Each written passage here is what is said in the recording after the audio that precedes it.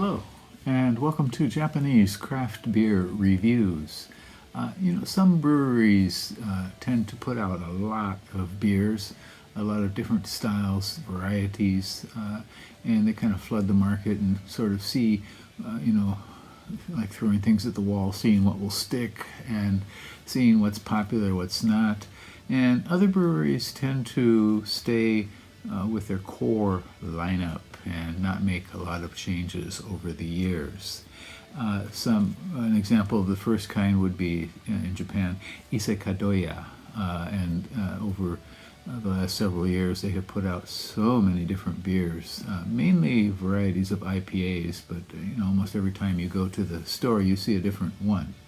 And an example of the former breweries that do not do that are beers from today's brewery, which is Kirin Beer, one of the four major Japanese breweries and one of the largest. In fact, I believe they're number 2 now. A few years ago they overtook Asahi as number 1, but I think they are now at number 2.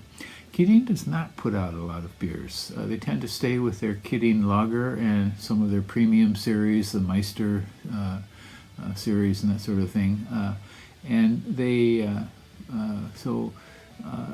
for some reason, they just simply do not do that. A few years ago, I used to have a blog called Brewing in Mind. I think you can still find it online.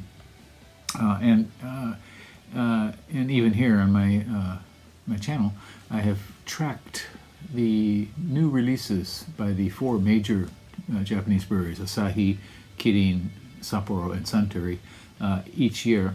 And almost without fail, Kirin is the brewery that puts out the least, the lowest variety of new beers. And Suntory probably number 1 and Sapporo number 2, Asahi and Kirin way down there. So Kirin does not put out a lot of new beers, and this is one that they have just recently released. It is called Kirin Harekaze. And I think we'll have to classify this as a premium lager. It's an all-malt beer. And the name Harekaze would be translated as something like pleasant breeze, sunny breeze, or fair wind, something like that, in a metaphorical sense. It's a 5% lager, and this is the first new standard price beer that Kirin has released in 17 years. 17 years. They have released some ultra premiums and a lot of different low malt beers, but the situation is changing. In the past, low malt beers, which is a category here in Japan, are taxed at a lower rate than higher malt beers or all malt beers. And that is changing. Gradually the government is narrowing the tax difference between low malt and all malt beers. And next 2026 it will be equalized. So there will be no tax advantage for brewing a low malt beer. So in Japan, again, the beer is taxed based on the amount of fermentables, which is primarily barley malt, in a beer. And so Kirin is going on the assumption that with this tax change and the loss of the advantage for low malt beers, which tend to be a lot cheaper, people are going to start buying more premium beers. And so they have released this one, an all malt beer. And they are touting the use of ibuki hops in this, which is a domestic Japanese hop, which is used in a number of large companies' lager beers. And this ideally should give some kind of a citrus sort of aroma to the beer. Again, 5%. Rate beer, this one is not even listed yet, so 0 ratings. When I checked Untapped a few days ago, there were 24 ratings, and the average was 3.33 out of 5, so pretty respectable.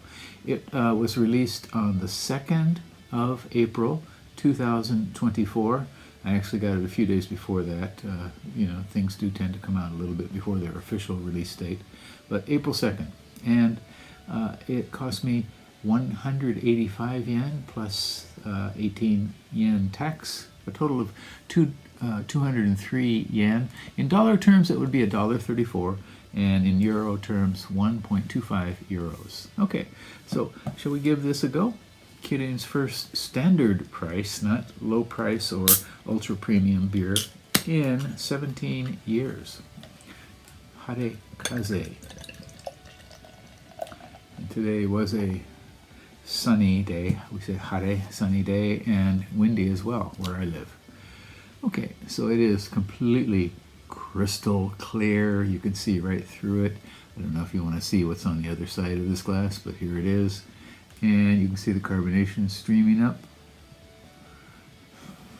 And it's got a nice, solid, kind of pocked, white, spongy head. Okay, aroma. Definitely malty. Some citrus, perhaps.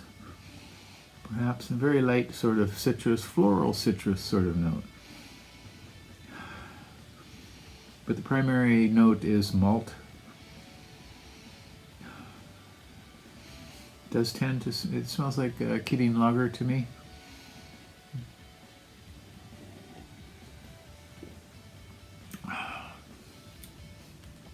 Yeah, Kirin lager. Yeah, this does not seem to be terribly different from Kirin lager. I'm sure if I had them side by side, I would detect some differences, but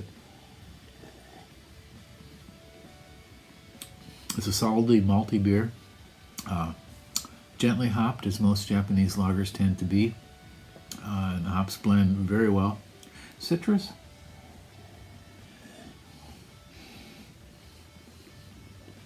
Again, not getting it much in the aroma, and even less so in the flavor. That said, it is a very pleasant beer. And right now they're selling it at probably a lower price than they will be selling it at in the future. Right now it's, again, 203 yen in the stores. And you'll see this everywhere. You know, big stacks of 6-packs and cases in the stores. Pleasant, unassuming, solid, as all Japanese majors lagers tend to be. No complaints about this.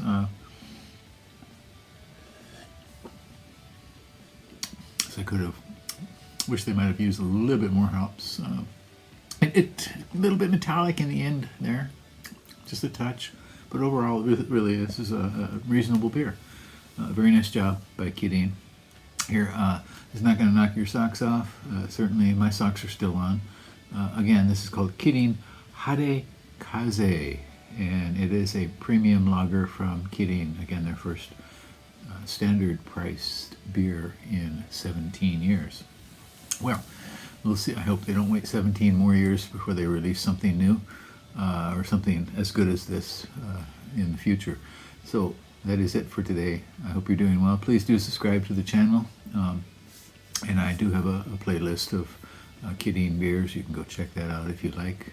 It's not as extensive as some of the other breweries I have playlists for, but you can see what there is there. Okay, take care. Bye-bye.